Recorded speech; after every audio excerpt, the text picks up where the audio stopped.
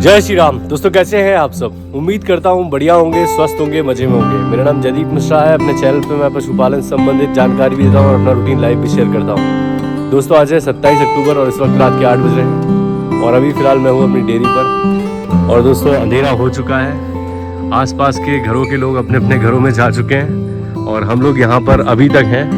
8 बजे यहाँ पर काफ़ी ज़्यादा अंधेरा हो जाता है, लोग अपने अपने घरों में चले जाते हैं क्योंकि हल्की हल्की ठंड होने लगी है। तो अड़ोसी पड़ोसी सब आराम से अपने घरों में आराम कर रहे हैं और हमारे बच्चे यहाँ पर मिट्टी में खेल रहे हैं। मत करो यार, कितनी बार मना किया तुमको यार, क्या।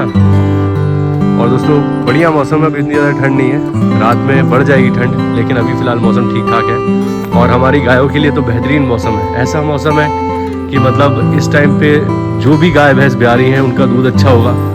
और गायों के लिए, HF गायों के लिए तो समझ लो जन्नत का टाइम आ रहा है। सर्दियों का मौसम उनके लिए बहुत ही ज़्यादा अनुकूल होता है। तो मुझे दूध में इम्प्रूवमेंट मैं बता ही रहा हूँ, रोज़ी की अच्छा हो रहा है, मैं बहुत खुश हूँ। बीच में हमारी डेजी को मस्टाइटिस हो गया था तो मुझे डर लग रहा था कि भाई आगे कैसे काम चलेगा। 3 महीने पड़े हुए थे, लाली को ट्राई करना ही था। उसके बाद 3 महीने तक मेरे पास दूध की शॉर्टेज होने वाली थी, जिसमें से 2 महीने मैं काट चुका हूँ। और अभी फ़िलहाल 2 ही गाय मिल्किंग में है, तो उनसे काम मेरा चल रहा है। और ठंड की वजह से इनका दूध भी अच्छा हो रहा है, डेजी और डिज्नी का। तो मुझे उससे बढ़िया हेल्प हो रही है, दूध कम खरीदना पड़ रहा है। और लाली जो है बढ़िया है, सेहत बढ़िया है इसकी। लाली का 8वां महीना कंप्लीट हो जाएगा अगले महीने की 10 तारीख को, और नंदिनी का 6वां महीना कंप्लीट हो गया, 7वां महीना स्टार्ट हुआ है।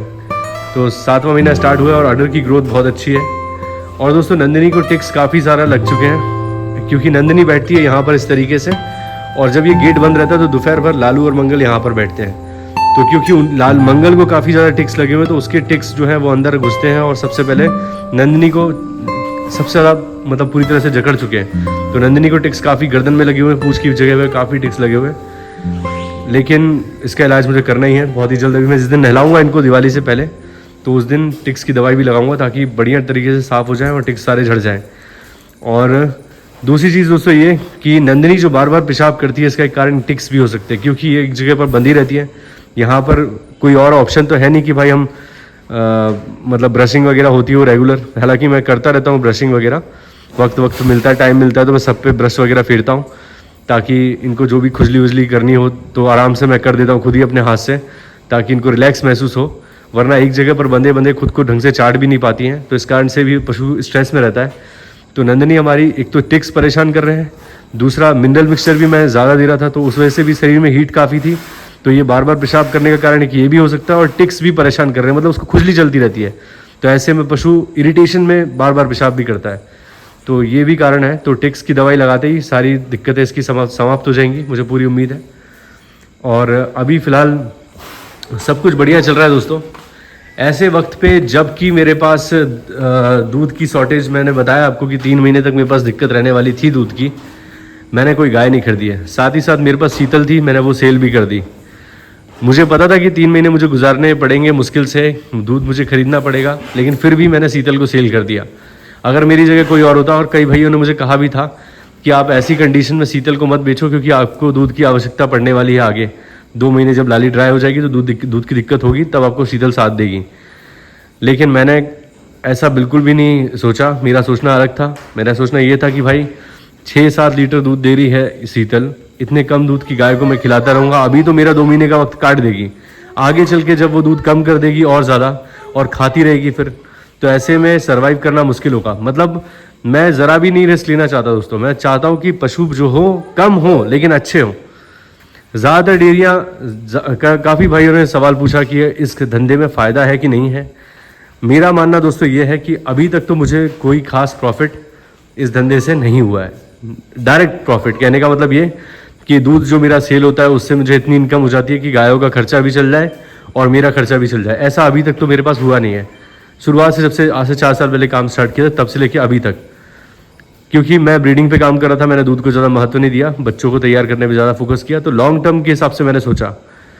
लेकिन जो लोग दूध से प्रॉफिट कमाना चाहते हैं, ज़्यादा पशु रखना चाहते हैं, कई भाई कहते हैं मुझसे कि कितने पशु हैं आपके पास, मैं बताता हूँ 8 है मात्र, जिन छोटे बड़े मिलाकर 8 हैं।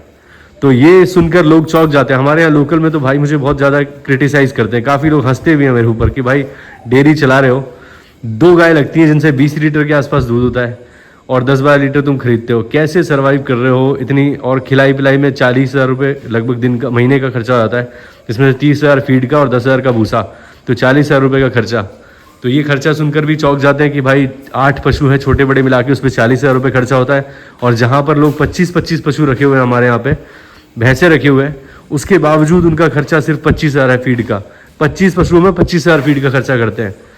तो ऐसी स्थिति में लोग मेरे ऊपर काफ़ी हंसते भी हैं, लेकिन मेरा मानना ये है कि अगर आप ज़्यादा पशु रखते हैं, बड़ी डेयरी करते हैं, ज़्यादा मतलब 200-400 पशुओं से डेयरी करते हैं आप, तो ऐसी डेयरियों पे आधुनिक तकनीक का इस्तेमाल ज़रूर होता है, तभी वो प्रॉफिट में रहती हैं।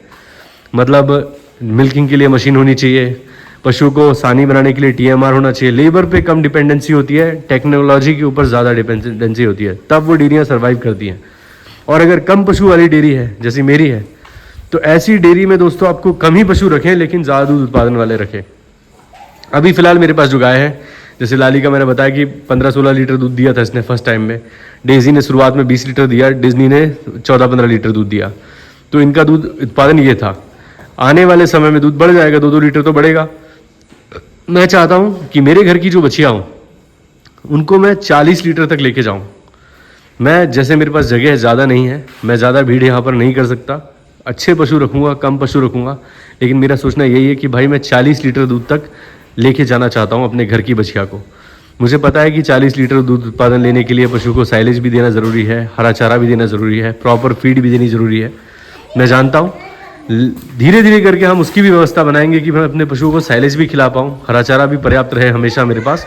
सारी चीज़ों की व्यवस्था धीरे धीरे होती है, एकदम से नहीं होती है। कोई भी चीज़ अगर आप एकदम से आपको मिल जाए, प्रॉफिट एकदम से हो जाए, ऐसा कुछ नहीं होता। हर काम में मेहनत ज़्यादा लगती है, आपको पूरा प्रयास करना पड़ेगा, धैर्य रखना पड़ेगा। इस काम में तो खास तौर पे धैर्य का ही काम है। पशुपालन अगर व्यक्ति करता है तो जितना ज़्यादा धीरज रखेगा उतना ज़्यादा उसको फल मिलेगा, और जितना ज़्यादा जल्दी जल्दी के चक्कर में पड़ेगा, पशु बढ़ाता रहेगा, तो फिर लॉस है। तो दोस्तों मेरा यही है कि मैंने 3 महीने काटने थे, 3 में से 2 महीने मेरे कट चुके हैं, अब 1 महीना और है। लाली के बयाने तक मैं किसी तरीके से काम चलाऊँगा, और मौसम अच्छा होने की वजह से दूध अच्छा हो गया अभी, तो इस वजह से मुझे ज़्यादा समस्या नहीं आ रही है, और उम्मीद है कि आगे भी बढ़ता रहेगा दूध।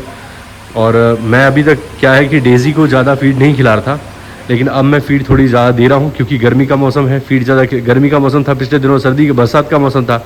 ऐसे मौसम में पशु को ज़्यादा अगर फीड खिलाते हैं आप, तो या इंडाइजेशन की प्रॉब्लम आती है और अफारा वगैरह होता है। ऐसे में पशु कम खाना कर देते हैं गर्मी की वजह से। लेकिन अब मौसम जो सर्दी का आ रहा है, इस मौसम में आप अपने पशु से भरपूर मात्रा में दूध ले सकते हैं, क्योंकि आप उनको भरपूर मात्रा में फीड दे सकते हैं। क्योंकि ठंडी के मौसम में शरीर में गर्मी के लिए पशु को अनाज चाहिए, बहुत अच्छे से खाते हैं पशु इस मौसम में सर्दी के। तो जितना बढ़िया तरीके से खाएंगे उतना ज़्यादा उत्पादन बढ़ेगा। तो इस टाइम पर मैं इन दोनों का, डेजी को फुल प्रयास कर रहा हूँ कि अच्छा फीडिंग करूँ और दूध उत्पादन ज़्यादा दूँ। अभी तक मैंने जब से ब्याई है ज़्यादा दूध के हिसाब से फीड नहीं दिया था, लेकिन अब मैं इसको दे रहा हूँ। और फीड में अभी फ़िलहाल पशुहार नहीं है, बाकी चने की चुनी है, अलसी की खली है और चोकर है, यही है फीड अभी फ़िलहाल। तो बढ़िया, उससे कोई दिक्कत नहीं आ रही, अच्छे से खा रही है गाय और अच्छा दूध उत्पादन भी हो रहा है। तो सब कुछ बढ़िया है दोस्तों, और कपिला और लक्ष्मी का ही इंतज़ार है कि बस ये दोनों आ जाती हीट पर, तो मेरा आगे का प्लान सही चलता।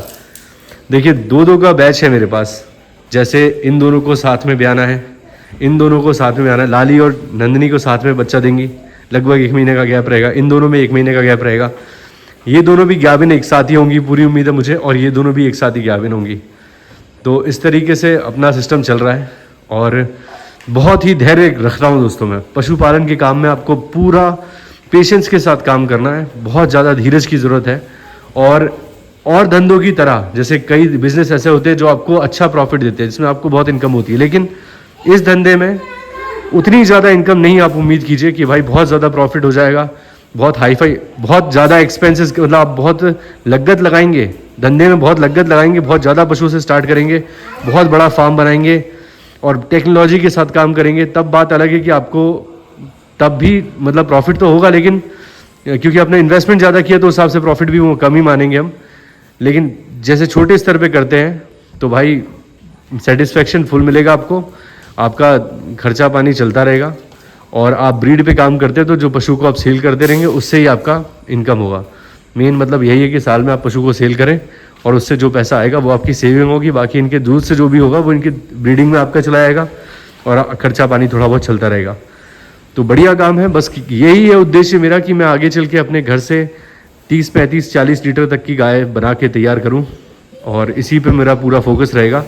मैं आगे भी बहुत ज़्यादा पशु नहीं बढ़ाने वाला हूं, बस 4-6 मिल्किंग की गाय रखूँगा, लेकिन वो टॉप की रखूँगा, बेहतरीन से बेहतरीन दूध देने वाली रखूँगा। इन सब में जो भी मुझे लगेगा कि हाँ भाई ये बेस्ट है उसको अपने पास रखूँगा, बाकी आगे चल के सेल करना ही है। तो लाली और नंदिनी और डिज्नी ये सब जाएंगी, सेल होंगी, लेकिन 3rd लैक्टेशन के बाद। तब तक तो मेरे पास रहेंगी और परफॉर्म जो भी अच्छा करेगी उसको मैं अपने पास रखूँगा और उस हिसाब से आगे चल के मैनेज करेंगे। और दोस्तों काफ़ी भाइयों को इस बात का बुरा लग सकता है कि मैं अपनी गायों को सेल करने की बात कर रहा हूँ कि 3-3 ब्यात इनसे दूध लेने के बाद इनको सेल कर दूंगा। तो मैं समझ सकता हूँ आप लोगों की भावनाओं को, क्योंकि आप लोग पशुओं से प्रेम रखते हैं लेकिन आप डेयरी फार्मिंग नहीं कर रहे हैं, आपको सिर्फ गायों से लगाव है। अगर आप पशुपालन करेंगे और डेयरी को एक अलग उद्देश्य के साथ आप चलाएंगे कि इससे आपको इनकम करनी है, तो आपको थोड़ा सा प्रैक्टिकल सोचना पड़ेगा, प्रैक्टिकल होके।